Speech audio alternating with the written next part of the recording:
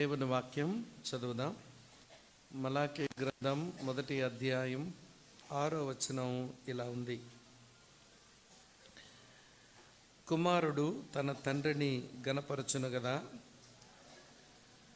దాసుడు తన యజమానుని గణపరచును గదా. నా నామమును నిర్లక్ష్యపెట్టు యాజకులారా, నేను తండ్రినైతే నాకు రావలసిన ఘనత ఏమాయను? నేను యజమానుడనైతే నాకు భయపడువాడు ఎక్కడ ఉన్నాడు అని సైన్యములకు అధిపతియు అగు యెహోవా మిమ్మును అడుగగా, ఏమి చేసి నీ నామమును నిర్లక్ష్యపెట్టితిమి అని మీరు అందరూ. ప్రభు ఈ వచనం మన ధ్యానం కొరకు మరోమారు ఆశీర్వదించి అనుగ్రహించునుగాక. ఆమేన్. ప్రార్థన చేసుకుందాం. మా పరమ తండ్రి, మీరు మాకు అనుగ్రహించిన ఈ మంచి సమయాల కొరకై మీకు స్తోత్రాలు చెల్లిస్తూ ఉన్నాం. ఈ 2 దినాలు ఈ మంచి కూడికలను మీరు మాకు అనుగ్రహించారు. నీ వాక్యము చేత మీరు మమ్మల్ని కలుసుకుంటున్నారు. మేము ఈ చోటికి మనుషుల మాటలు వినడానికి రాలేదు, అది మాకు నిష్ప్రయోజనం. నీ వాక్యములోంచి మీరే మాతో మాట్లాడితే మేము బ్రతుకుతాం. కనికరించండి నాయన. నీ ప్రజలకు నీ మాటలు బోధించిన తరువాత నేను భ్రష్టుడిని కాకుండానట్లు నాకు సహాయపడము. నా యొద్ద నుంచి నీ ప్రజలు నీ వాక్యమును విని వారు అవలంబించకుండా తమను తాము మోసపరుచుకునే దుస్థితి నుంచి మా ప్రియులను కూడా మీరు కాపాడండి. వాతావరణము, పరిస్థితులు, ప్రజలు అన్నీ మాకు ప్రతికూలంగా ఉన్నాయి. మాకు అనుకూలంగా ఉన్నది ఏదైనా ఉంటే అది మీరే ప్రభువా, మీకు స్తోత్రాలు. కనికరించుము. మరి నిన్నటి నుంచి నీ వాక్యాల చేత మీరు మమ్మలను కలుసుకుంటున్నందుకై మీకు వందనాలు చెల్లిస్తూ, ఈ సమయాన్ని, నన్ను, ఈ ప్రజలను నీ చేతికి అప్పగిస్తూ యేసుక్రీస్తు ప్రభువారి ఉన్నత నామంలోనే స్తోత్రాలు చెల్లించి మీకే ప్రార్థిస్తున్నాము తండ్రి. ఆమేన్. ఆమేన్. ప్రభు నామంలో ప్రియులైన సహోదర సహోదరులకు ప్రభు అయిన యేసుక్రీస్తు వారి నామాన్న శుభాల వందనాలు తెలియచేస్తున్నాను. మీ అందరికీ వందనాలు. ఈ 2 దినాల్లో మరి ఈ స్థలములో ఉండి దేవుని వాక్యంతో పరిచర్య చేసే అవకాశం నాకు కలిగించిన దేవునికి నేను కృతజ్ఞతలు చెల్లిస్తూ, ప్రేమతో నన్ను ఆహ్వానించిన దేవుని సేవకునకు, వారి కుటుంబానికి, సంఘమైన మీ అందరికీ నేను వందనాలు చెల్లిస్తూ ఉన్నాను. సరే, సంతోషం. మీరెంతో సంతోషంతో, ఆసక్తితో ఆయన సన్నిధిలో ఉంటూ ఆయన మాటలు వింటున్నారు. మరి ఏదైతే విన్నామో అది మన ఆచరణలోనికి వస్తే అది ఎంతో ప్రయోజనకరం, అది మేలు కలిగిస్తుంది. మంచిది. ఇక నేను ఎక్కువ విషయాలు మాట్లాడకుండా చదువుకున్న వచనాన్ని మనం ఈ రాత్రి ధ్యానం చేస్తాం. ఈరోజు ఉదయం ఇదే వచనాన్ని మనం ధ్యానం చేసాం. మరోమారు ఆ వచనాన్ని చదువుకున్నాం. అందులోంచి మరి ఒక తలంపును మనం ధ్యానం చేయడానికి ప్రయత్నం చేస్తాం. ప్రస్తుతం మనం ఉన్న సమాజానికి దేవుని భయం బొత్తిగా లేదు. ప్రస్తుతం మనం ఉన్న సమాజానికి దేవుని భయం బొత్తిగా లేదు. దేవుని భయం లేదు అని ఎట్లా చెప్పగలం అని అంటే, మనం ఉంటున్న ఈ సమాజంలో కనబడుతున్న అక్రమాలు, అన్యాయాలు, అవినీతి, అక్కడక్కడ జరుగుతున్న అత్యాచారాలు, ఇవన్నీ మనకేమి నేర్పిస్తున్నాయి అంటే ఈ సమాజానికి దేవుని భయం లేదు అని చెబుతున్నాయి. సరే, సమాజానికి దేవుని భయం లేదు, నేరం ఎవరిదంటారు? ప్రధానమంత్రిది నేరమా? ముఖ్యమంత్రిది నేరమా? లేకపోతే ఐఏఎస్ అధికారులది నేరమా? ఎవరిది నేరం అంటే మనం ఎవరి మీదో ఈ నేరాన్ని నెపాన్ని మోపడం బైబిల్ కలిగి ఉన్న మనకు అది సమంజసం కాదు. ఎందుకంటే బైబిల్ వాక్యం కలిగి ఉన్న మనం ఆ నేరం ఎవరిదో సునాయాసంగా చెప్పగలగాలి. సమాజానికి దేవుని భయం లేదు. నేరం ఎవరి మీద ఉంటుంది అంటే క్రైస్తవ సంఘం మీద ఉంటుంది. ఎందుకంటే ఈ సంఘమును దేవుడు ఉప్పుగాను వెలుగుగాను చేశాడు. సారహీనమైపోయిన సమాజానికి సారం ఇవ్వగలిగిన ఉప్పే క్రైస్తవ సంఘం అని మత్తయి సువార్త 5వ అధ్యాయం 13-14 వచనాలు బట్టి మనం తెలుసుకుంటాం. చీకటితో నిండిపోయిన ఈ లోకమునకు వెలుగును ఇవ్వవలసింది కూడా క్రైస్తవ సంఘమే. క్రైస్తవ సంఘం సారం కోల్పోతే సమాజం సారం కోల్పోయే ఉంటుంది.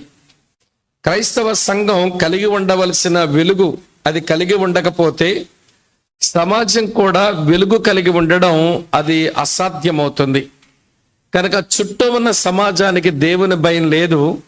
నేరం ఎవరి మీద ఉందంటే క్రైస్తవ సంఘం మీద ఉంది. మరి సంఘానికి దేవుని భయం లేదు. ఈరోజు సంఘానికి దేవుని భయం లేదు అని దేని బట్టే చెప్పవచ్చు అంటే ఈరోజు క్రైస్తవ సంఘంలో కనబడవలసిన పరిశుద్ధత అది కనుమరుగైపోయింది. ప్రేమలు అవి చల్లారిపోయినాయి.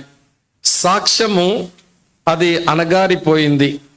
ఐకమత్యం అది ఆమడ దూరానికి పోయింది. సంఘముగా మనం కలిసి ఉంటున్నామే కానీ పరిశుద్ధత, ప్రేమ, ఐకమత్యము, సాక్ష్యము అనే ఈ విలువలతో కూడిన క్రైస్తవ జీవితాలు సంఘానికి లోపించినాయి. అందుచేత సంఘానికి దేవుని భయం లేదనే చెప్పాల్సి వస్తుంది. మరి సంఘానికి దేవుని భయం లేదు, నేరం ఎవరిదంటారు? దేవుని సేవకునిదా లేక బాధ్యత గల సహోదరులదా సహోదరులదా? ఎవరిది నేరం అని ప్రశ్నిస్తే మనం ఎవరి మీదనో నేరం మోపడం అది సమంజసమైన విషయం కాదు. ఎందుకనంటే సంఘం అంటే కొన్ని కుటుంబాల కలయిక కదా. సంఘానికి దేవుని భయం లేదు అంటే నెపం, నేరం కుటుంబాల మీద ఆధారపడి ఉంటుంది. కనుక సంఘానికి భయం లేదు, నేరం ఎవరిదంటే కుటుంబాలదే. మరి కుటుంబాల్లో కూడా దేవుని భయం ఉన్నట్టు కనబడడం లేదు. ప్రియులారా, కుటుంబంలో ఉండవలసినటువంటి ప్రియులారా ఆ విలువలు, కుటుంబ సంబంధమైనటువంటి ప్రామాణికాలు ఎప్పుడో మనం మర్చిపోయినాం.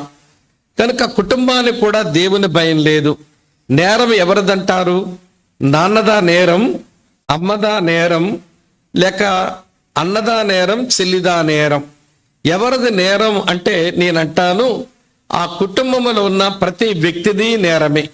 ఎందుకంటే వ్యక్తుల కలయికే కుటుంబం కదా. ఒక వ్యక్తికి దేవుని భయం ఉంటే అది కుటుంబానికి అంటుతుంది. ఒక కుటుంబానికి దేవుని భయం ఉంటే అది సంఘానికి అంటుతుంది. సంఘానికి దేవుని భయం ఉంటే సమాజానికి ఆటోమేటిక్గా వస్తుంది.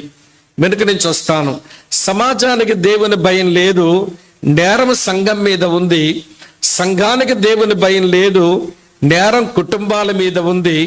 కుటుంబాలకు దేవుని భయం లేదు, నేరము నా మీద ఉంది అని మనం ఎంచుకోవాలి. ఈ ఉపద్ఘాతం నేను ఎందుకు చెప్పాను అంటే దేవుడు మలాకీ ద్వారా మాట్లాడుతూ ఇలాగంటున్నాడు, నేను మీ తండ్రినైతే, మీరు నా పిల్లలైతే, నేను మీ యజమానుడనైతే, మీరు నా దాసులైతే నాకు భయపడవాడెక్కడున్నాడు అని ప్రశ్నిస్తున్నాడు. ఉదయం ప్రశ్న నన్ను గణపరచువాడెక్కడున్నాడు అని, ఇప్పుడు ప్రశ్న నాకు భయపడువాడు ఎక్కడున్నాడని. కనుక దేవా, నాకు భయపడువాడు ఎక్కడున్నాడు అని మీరు అడుగుతున్నారు కదా. నీకు భయపడే మనిషిని ఇగో బేతేల్ ప్రార్థన మందిరంలో నేను కూర్చున్నాను అని చెప్పి దేవునికి మనం కనపరుచుకోగలిగితే నిజంగా మన ఆధ్యాత్మికంగా చాలా బాగున్నట్టు లెక్క. మరి ఎంతమంది దేవుని భయంతో మనం ఉన్నాము అని అనిపిస్తుందో సరే, ఎవరి సంగతి వాళ్ళమే చివరగా తేల్చుకుందాము. మనలో దేవుని భయం ఉంది అని అనిపిస్తే దేవునికి స్తుతులు చెల్లించి మన ఇళ్ళలకు వెళదాం.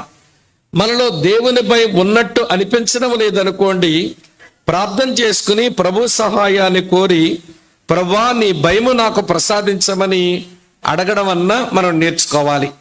ఈ రెండు పనుల్లో ఏ పని చేయకుండా ఈ సాయంత్రం మీరు ఇళ్ళకి వెళ్ళడం అది అంత సమంజసం కాదు అని మీరు సహోదరునిగా, దేవుని దాసునిగా నేను మీకు మనవి చేస్తున్నాను. సరే రండి ప్రియులారా, నేను మీ తండ్రినైతే, పిల్లలైతే, నేను మీ యజమానుడనైతే, మీరు నా దాసులైతే నాకు భయపడువాడు ఎక్కడున్నాడు? ఇలా మీతో చెప్పనివ్వండి. తృప్తిని గురించి బైబిల్లో బోల్డంత బోధ ఉంది. అందులో ఒక 3 మాటలన్నా జ్ఞాపకం చేస్తాను. మొదటి మాట చూడండి, హెబ్రీ పత్రిక 13వ అధ్యాయం 5వ వచనం. అక్కడ భక్తుడు ఏమంటున్నాడంటే, మీరు ధనాపేక్ష లేని వారై మీకు కలిగిన వాటితో మీరు తృప్తిగా ఉండండి. ఈ రోజున మళ్ళీ మనకే తెలుసు, బైబిల్ ఉన్న మనకు ధనాపేక్ష సమస్తమైన కీడులకు మూలం అని తెలుసు. కానీ ధనాపేక్షతోనే ఈరోజు క్రైస్తవులంగా మనం చలామణి అవుతున్నాం. ఏముంటుంది వాక్యం? ధనాపేక్ష లేని వారై మీకు కలిగిన దాంతో తృప్తిగా ఉండండి అంటే, దేవుడు కలిగించిన దాంతో తృప్తి చెందడం మానేసి ఏదో కావాలన్న ధనాపేక్షతో మనం బ్రతుకుతున్నాం. ధనం ఏంటో చెప్తాను వినండి. ఒక ఊర్లో 2 స్నేహితులు వారు వేరొక ఊరికి ప్రయాణం చేసి పోతున్నారట. వాళ్ళు పోతున్న ప్రయాణంలో మధ్యలో ఒక అడవిలో ప్రయాణం చేసి వెళ్ళవలసి వచ్చింది. వారిద్దరూ వెళుతుంటే ఒక సాధు, ఆయన కాషాయ వస్త్రాలు వేసుకున్న సాధుగారు పరుగు పరుగున వస్తున్నట్ట.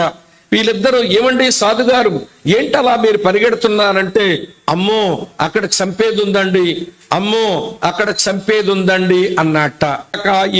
ఈ మూట పట్టుకొని ఇంటికి పోయి నువ్వు సగం నేను సగం పంచుకుందామని మూటను మధ్యలో పెట్టి అటొకడు ఇటొకడు గోతికాడ గుంటన కల్లా కూర్చున్నట్ట. ఆకలేసేస్తుంది. వాడు అన్నట్టు ఒరే ఆకలిస్తుంది, మరి భోజనం ఏదైనా పట్టణంలోకి వెళ్ళి తెచ్చుకుంటే ఒక ముద్ద తిని సాయంత్రం అయ్యే వరకు ఇక్కడ ఉండొచ్చు, నువ్వెళ్తావా నన్ను వెళ్ళమంటావంటే వాడు అన్నట్ట, సరే పో నువ్వే వెళ్ళిలే, ఇలా ఆహారం తీసుకురా అన్నాడు.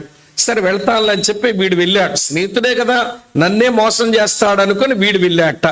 వెళ్ళగానే వీడు ఆహారం తినేశాడు. ముందు తిన్న తర్వాత స్నేహితుడికి పొట్లాం కడదామని అనిపించి, నేను ఆహారం పట్టుకెళ్తే ఇది తినేసిన తర్వాత ఆ మూటలో నాకు సగం ఇస్తాడు, ఆడ సగం ఉంచుకుంటాడా, మొత్తం అంతా మనమే లాగేస్తే పోలా అని చెప్పి వాడు కట్టించిన ఆహారం పొట్లాంలో కొంచెం విషం కలిపాడంట. పొట్లం కట్టించినాడు. వింటున్నారా లేదా? ఇప్పుడు అడవిలో కూర్చున్నోడు వాడేదో ఆహారం తెస్తే నేను తినేసిన తర్వాత ఆడికి ఇందులో సగం ఇచ్చి నేను సగం ఉంచుకోవాలా? లేదు లేదు అట్లా కాదులే, ఆడొచ్చేసరికి నా దగ్గరున్న కత్తిని కొంచెం బాగా సానబెడితే ఆడ ఆహారం తెచ్చాక నేను తిన్నమైపోయాక, లేకపోతే ఆహారం తెచ్చినప్పుడు ఒక పోటుపడి చంపేస్తే మొత్తం అంతా నాదైపోద్దని వీడు అనుకున్నాడంట. ఆడేమో విషం కలుపుతున్నాడు, వీడేమో ఎలాంటో బాగా చెప్తారు మీరు. వాడేమో విషం కలుపుతున్నాడు, వీడేమో కత్తి నూరుతున్నట్ట. సరే మొత్తానికి ఆహారం పట్టుకొని వచ్చి రాగానే, స్నేహితుడా నేను తినేశాను, నీ కొరకే ఆహారం తెచ్చాను అని దగ్గరకు వచ్చిస్తే వీడు కత్తితో ఒక పోటు పొడిచాడంట వాడిని. వాడు కింద పడ్డాడు. ఇక ప్రాణం పోయే పరిస్థితి రాగానే వాడు జ్ఞాపకం చేసుకున్నట్ట.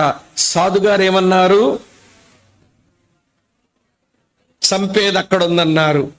అదే గాని మా మధ్యలోకి రాకపోయి ఉంటే నా స్నేహితుడు నన్ను చంపునా, ఈ డబ్బు నిజంగా చంపేదే అనుకుని వాడు ప్రాణం విడిచినాడట. వీడు అనుకున్నాడు, అబ్బా వీడు చచ్చాడు, మూటంతా నాదే అనుకుని ఆహారం పొట్లాన్ని తీసి ఒక్కొక్క ముద్ద తింటున్నాడు. ముద్ద లోపలికి వెళ్ళగానే కళ్ళు తిరుగుతున్నాయి. ఏమండి, నోట్లోంచి రక్తం వస్తుంది, ముక్కులోంచి రక్తం వస్తుంది. వీడికి అర్థమైందంట, వీడు విషం కలిపి తెచ్చాడు వీడిని చంపడానికి. అయ్యో సాధుగారు ఎంత ఖచ్చితమైన మాట చెప్పారు, చంపేది ఎక్కడ ఉందని. ఇదే గాని మా మధ్యలోకి రాకపోయి ఉంటే నేను చచ్చుందునా, నా ఫ్రెండ్ నన్ను చంపునా అనుకుని ఈడి చచ్చాడంట. అర్థమైంది ఇప్పుడు? డబ్బేంటి?